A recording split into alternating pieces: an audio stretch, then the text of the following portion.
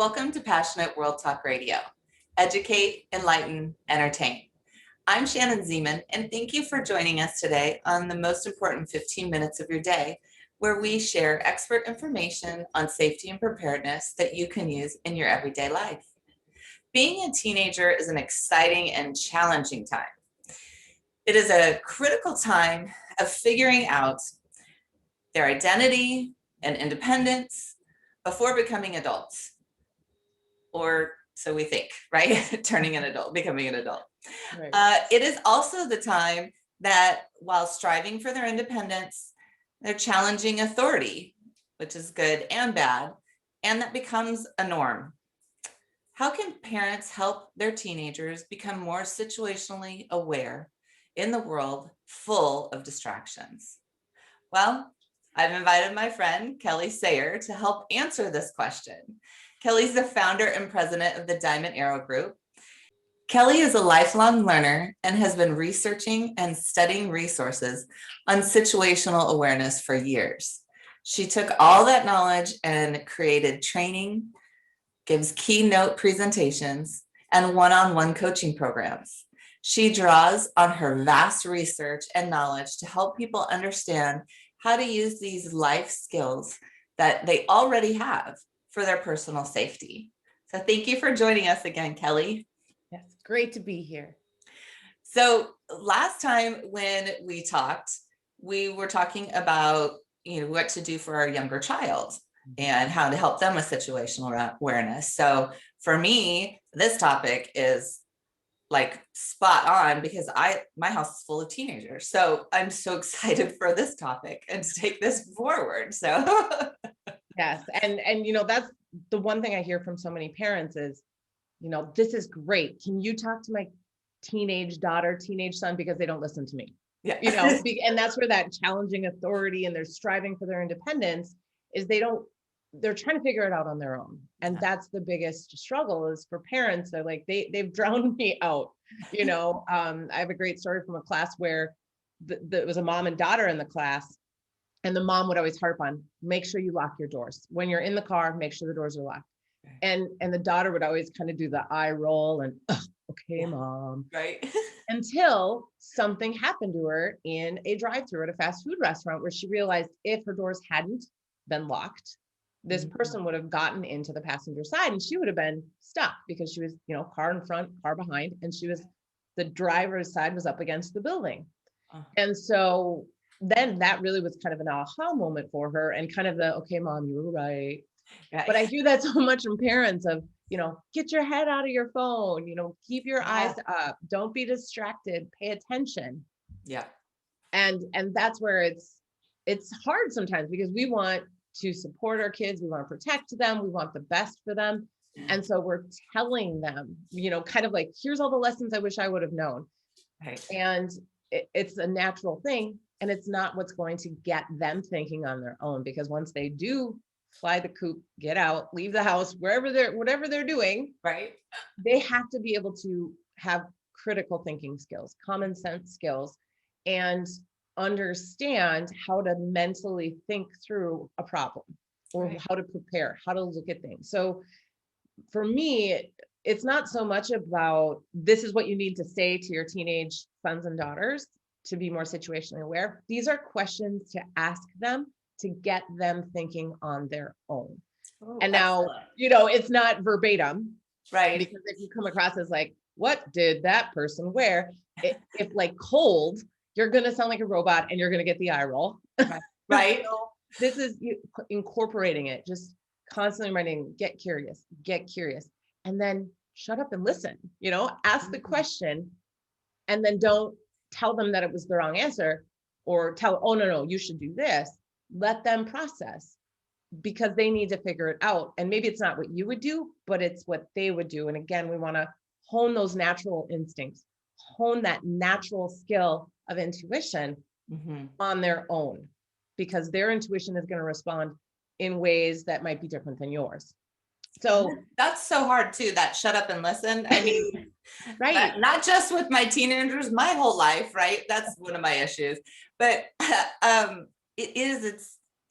what you're saying is so perfect and relevant in in our kids' lives anyways, is to let them try to figure out and work it out. But it's so hard as a parent too, because we don't want them to fail, but this is the time, like you said on our last conversation, like this is the time because they're safe that they can fail to then learn how to, be successful down the way. So I love the shut up and listen, what you just said, because that's so important. Yes.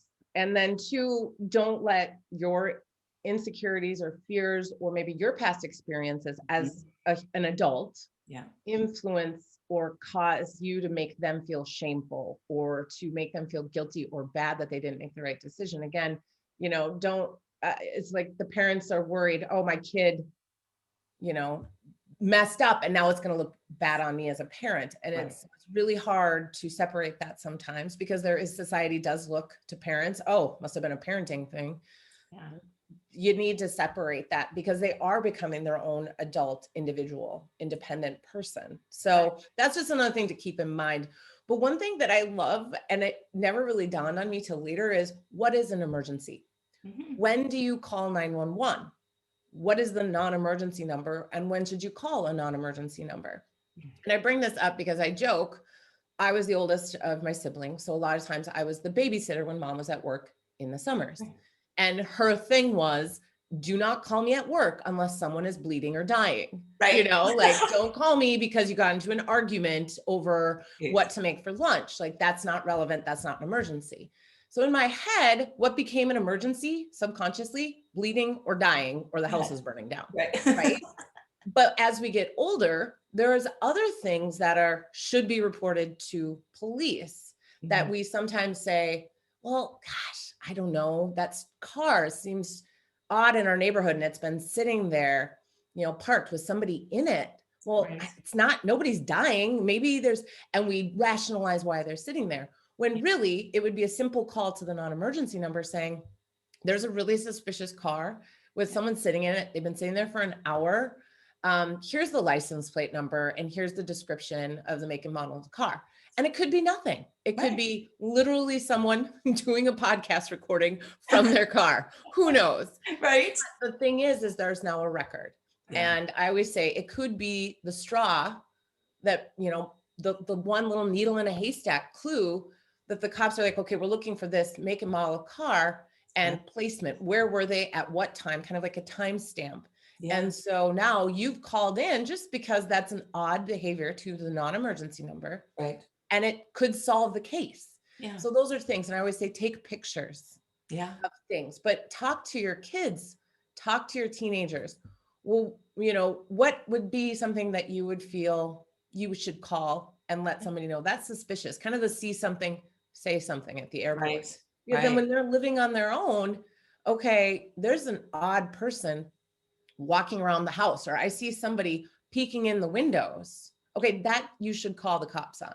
Right. But again, and maybe it's for both you as the parent and your child, what would be something that we would call, what would be odd, or and getting curious about it to see what they would consider. Because we assume, and we all know what assume means, that our kids know. Right. And so that is, and making sure they have the non-emergency number in their phone. Yeah. We all know 911, but what is the non-emergency number?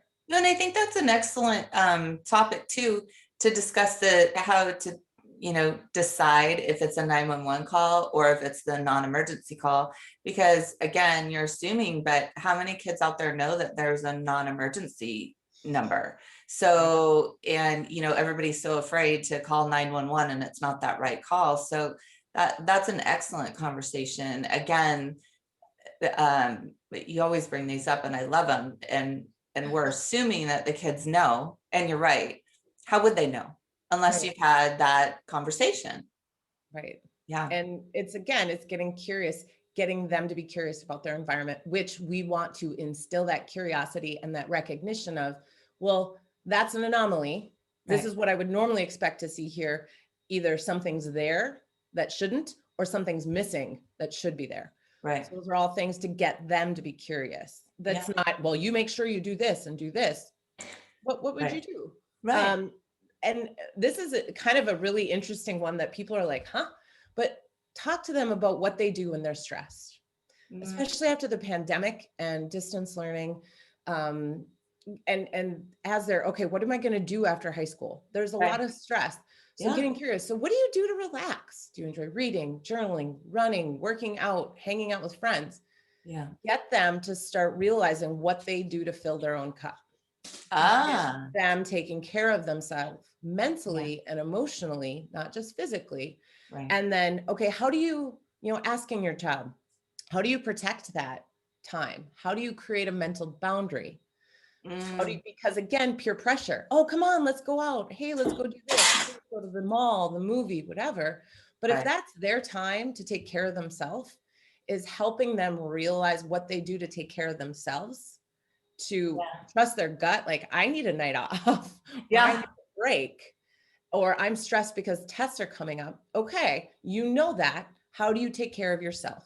And Right. how do you set and enforce that mental boundary with friends, Yeah. those influencers? Because again, Yes. we're striving to fit in and to find where we're going to fit into society and in adulthood, but you still need to take care of yourself and make your health a priority, Right. not just physical. So get curious about that. What do you do to take care of yourself? And again, this is for both sons and daughters, Yeah. because a lot of times we focus on and we're worried about the safety of our daughters, but our sons can get influenced too and can get pulled into a situation where, okay, this, we knew this was going to go bad. Yeah. Yeah. That's the time to say, you know what, my mental health, I'm tired, whatever it is, Yeah. and make them realize that's important, because Right. we do want emotionally healthy adults. Yeah. And I think that's wonderful to point that out for our teens. And even to start instilling it in our kids younger, because I don't know about you, but when I was a kid, that was not a conversation or anything that we, thought about besides just hanging out with our friends and, going on playing our sports. Right. Well, Yeah. and I think about when I was growing up, I did a lot of, I would journal. And Yeah. at the time, it was a way for me to process my emotions or my feelings, because I was all over the place, roller coaster, Yeah. oh, I'm friends, or no, we're not friends. And now I had a boyfriend, but now we're broken up. And now I have to deal with, I don't sit at the same lunch table. All the things like at Yeah. that point seemed so big I and so know. huge. And now looking back, I can be like, oh, that was so silly to worry about. But in that moment, that was a really important thing. It really was. And I journaled a lot. So that's how I took care of myself. But I didn't consciously think of it. Right. So what are your kids probably do stuff. But what is it? Yeah. Get them to realize. And if you want them to be curious about their environment, start making comments like, well, what is the first thing you notice about people? Hmm. I have a good friend who notices people's teeth. She has a thing with teeth, so she notices that. Tattoos. Yeah. Oh, well, that's a cool tattoo, Right. or that's a cool hairstyle, and ask them questions like that, or make comments. Again, building those observational skills. And it was funny, the other day I was in the store with my husband, and we had separated to go grab two different things. And as I was walking back, I heard him cough, and I knew exactly where he was. And I was like, huh, there again, hearing. Yes. So little things like that of saying it out loud. Yeah. And again, we could talk about this for hours, I know. but again, the biggest thing that I can just tell you, get curious about your teenagers and help them figure out on their own how to build those skills. We did that when my oldest son was learning to drive. So when he was driving, we'd be asking him as we're going down the street, tell us the things that you are noticing as you're driving down the street. Because we were trying to, like you're saying, situational awareness, not to just get him uber focused right here, right, like opening that up. Do you see that Mhm. pedestrian? Do you see, what does that sign say? So exactly with what you're saying is building that situational awareness. And it was fun too, because then you're kind of bugging them at the same time. Doing cognitive, like focus on your driving, but look Yes. at that. Focus on Yeah. your driving, but look at that. Yeah, I know. That's And awesome. opening that, that spectrum, right? Because when we're thinking about things, we're so narrowly focused. And like you're explaining, it's opening that window even larger, expanding that awareness for them. Yeah. Kids are naturally curious. Yeah. Teenagers are naturally exploring. So it's not hard to get them to do that, but it's probably hard to start the conversation. Right. So versus saying you need to be more situationally aware, well, what do you do to take care of yourself when you're exhausted? I love that. And that does not sound like telling you to do something. Right. Yeah. No, I think that's so beautiful. And, so Kelly and I could completely go on and on these subjects, as you know, forever and ever. And we have so much fun having these discussions. And of course, Kelly's going to be back in a couple weeks. So that's always exciting. Woohoo. But if you have one takeaway, what would that be? I would say the earlier you can start giving your kids accountability, personal responsibility to take care of themselves, the better. Perfect. And that's hard to do. So that's a challenge for us as parents also. But, for the bigger picture, it's going to benefit all of us. Yes. So, well, thank you so much, Kelly, for being here again with me. And next time I'm so excited because Kelly's going to be visiting California. So we're going to be together. Yay. We can't wait. I don't know about you guys, but we're excited. So thank you so much. And thank you for listening to Passionate World Talk Radio. You've been listening to the most important 15 minutes of your day with me, Shannon Zeman. And you can listen to this podcast wherever you find your favorite podcasts. And remember, with knowledge, you have the power.